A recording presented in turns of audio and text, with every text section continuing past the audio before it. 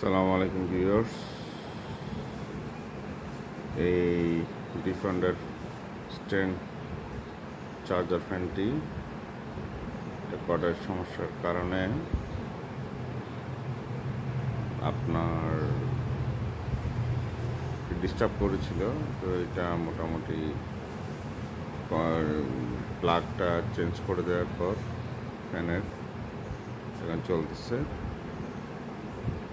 এই যে রিমোট, এই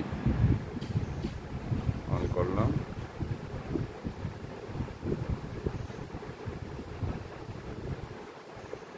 রিমোটের মাধ্যমে টার্ন করা যায়।